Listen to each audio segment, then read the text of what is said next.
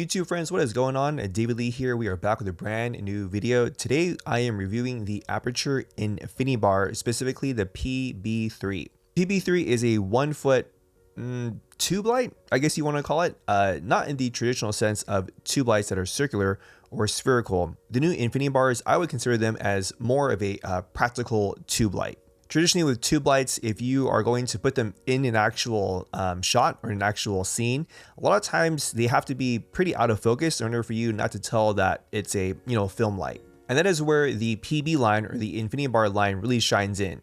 Especially with the PB3s, they're 1 foot, so they're small enough where if you had them underneath a cabinet or if you had them overhead, if you had them in the background, you can't really tell that it's a light because of the actual design of the fixture itself. So right here, I have a PB3, 1 foot, right? And you can kind of tell, you can let your imagination go with you. This looks like something you would see in a bathroom, right? If you've ever been in like a hotel or any kind of fancy bathroom, right? They have these sort of lights in the mirrors, in the walls, right? So this looks like something that would belong in part of a scene, in part of a set. Now you might be wondering why I have the PB3s. Well, I will be getting in the PB6s. I am not looking at the PB12s, so 4 foot tubes. Majority of the time, I do prefer larger tubes, 4 feet tubes in general. But I feel like with the weight of the PB12s, it might be something a little bit too heavy for my taste, and especially with like the types of rigs that we use, the types of the cruise sizes that I usually have, the PB12s might not be the best thing to use. And kind of going along with my last or previous 2 videos where I was talking about my lighting kit, I wanted to have more lights that are practical lights, smaller lights that I can shove into certain angles, certain situations to be able to add more layers, more contrast, more color contrast, little hints of highlight in the background, and to be able to have something that sort of fits in a practical set, right? A practical set meaning a light that looks like it belongs there. To be able to have a light like that is something that I was looking for probably for like a long time. And my second pro for the Aputure Infinibar PB3s, along with the PB6 and PB12s, is being able to create shapes. Now, prior to the PB3s, in order for you to create any kind of shape, it could be like a basic triangle shape, you would have to create some sort of rig for it, right? And it's not the end of the world because, gaffers and grips, we've been doing it for many years. But now Aputure has come along with the Infinibar lines and their bracketing system. With the brackets, you can create different shapes on your own without having to create a sophisticated rig. You can create triangle shapes, you can create square shapes, you can mix and match things to be able to create a shape that you need and you want for your production. My third pro for the Infinibar lines are the mounting options. What's great about the Infinibars is they come with a baby pin receiver and a NATO, sort of like a NATO rail. The PB3s fit specifically differently than the PB6s and the PB12s, where you have to, I guess what the best word is, you sort of have to slide in the rail system at an angle, and then from there you tighten it down with the tightening knob. But the rail is almost the entire length of the backside of the PB3, so you can slide it to different angles. And that's great for situations where you want the weight at a certain end of, say, your boom arm or your C-stand arm or whatever, overhead rig that you have.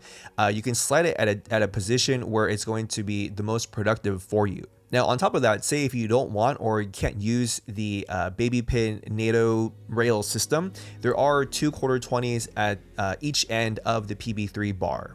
And my last pro for the Infinibar lineup, the PB3, PB6, PB12s, is connected power. On the back of the power supply, you'll see 3 diagrams. One is for the PB3, one is for the PB6, and one is for the PB12. It'll tell you how many lights you can use with only one power supply connected. And what I mean by that is being able to power or go through AC power for a multitude of lights. Now that being said, the bracket unit that comes with I think all the Infinibar lines, but specifically we're talking about the PB3s, there's a single bracket unit that you can attach another PB3 light or even a PB12 or PB6 if you wanted to. You can attach it to make it a longer light. So if you have 2 PB3s, you can essentially get a PB6 minus a little bit of a gap in the middle of it to get you a 2 foot light.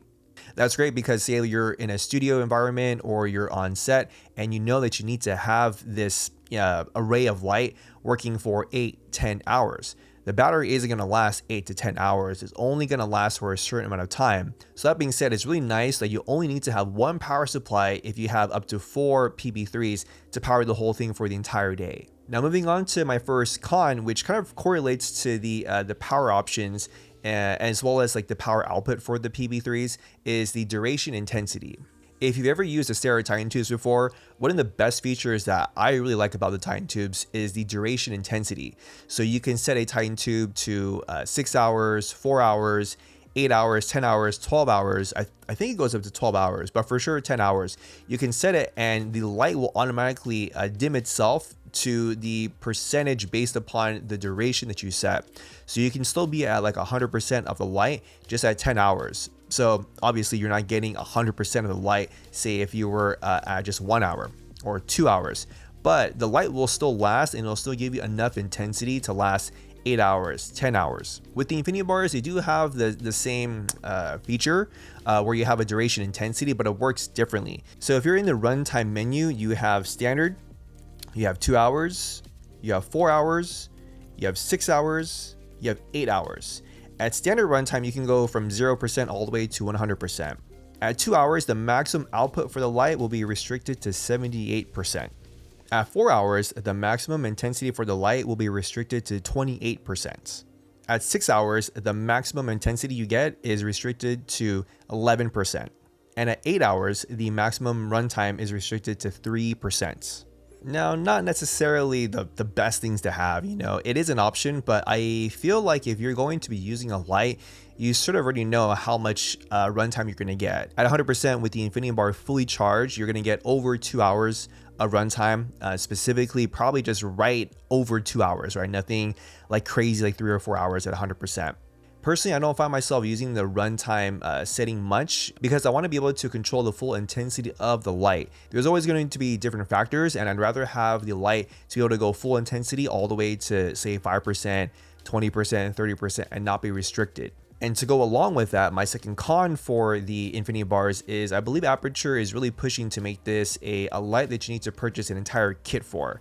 That's why the Titan tubes are a 8 light kit. I do believe you can purchase Titan tubes in a 4 light kit, but the reason why you have an 8 light kit for the most part is because you're going to be using, you know, say 3 or 4 lights at a time, and then when one dies, you have at least another one to swap in. Now, if you're on bigger productions, you know, sometimes you may have 12, 14, 16, 20 lights. And so the 8 light kits are built also for that situation where you just need a plethora of lights to set up. The Infinibars are the same thing, where these lights aren't going to last for a long time, even like especially the PB12s or the PB6s. So for you to purchase a, say like an 8 light kit or a 4 light kit, that's in that situation where one light dies, you have another backup already charged, ready to go, so that way you can put that light in and vice versa. And my last main con for it is there is a little bit of a frequent charging technique that you need to use.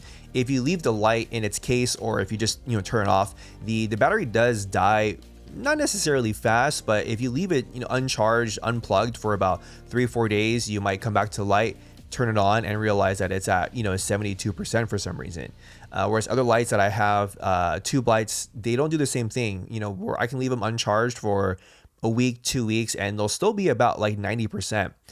So that being said, with the Infinibars, go into it knowing that if you do buy them, you do have to keep them fairly charged frequently. So I would say at least once a week, if you're not going to be using them, charge them at least once a week. So that way, when you do get called for a shoot, they'll be at least like 90% charged, and you can charge them the night before, the morning of, give them an extra juice, or when you're on set, know that if you have, say like a 4 light kit, at least 2 of them will be fully charged, and you can start charging those other 2 when you get to set.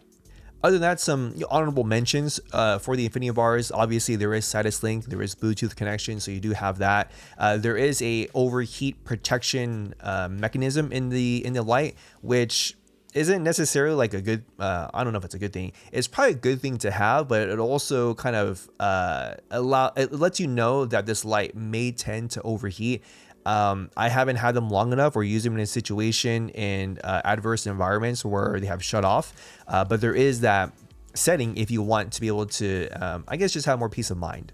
And the last thing I will say is the menu system. I would highly recommend using Sidus Link to control the light because the knobs, the menus, the buttons, they're very slow to use, and especially if you have to go through different settings, if you're switching from like CCT mode to HSI mode and then to RGB mode, and then maybe for whatever reason you want to use you want to set the light from standard runtime mode to say 4-hour maximum mode, it's pretty clunky.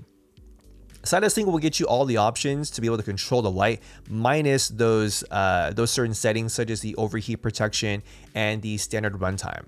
Another thing to note is if you do set the light to a different runtime, so you know the 2-hour, 4-hour, 6-hour window or standard runtime, Sidus Link won't match it. So like I said before, if you're at the 2-hour runtime, you have about 78% maximum intensity. In Sidus Link, it'll still show the light going up all the way to 100%. So something also to note. And that's my review of the Aputure Infinibars. Again, I do own 2 of the PB3s. I am getting the PB6s, at least 2 of them coming in. And they're lights that I really wanted to have in my kit. So do I recommend them? Absolutely. The price for the PB3s are $299 with just the light itself. They do have the 45-degree grids that you can purchase from your main retailers like B&H, Adorama, Sammy's. You can probably get them from the Aputure store themselves. I do also have the 45-degree grids. They're very, very inexpensive. They're very, very affordable, and they do a good job for the price. If you liked the video, please leave it a thumbs up. I'd appreciate it. Please subscribe to the YouTube channel as always, just so you are notified of new content coming out. And remember, friends, every day you have an opportunity to create your experience and to write and tell your own story. My name is David Lee, and I'll catch you guys in the next video.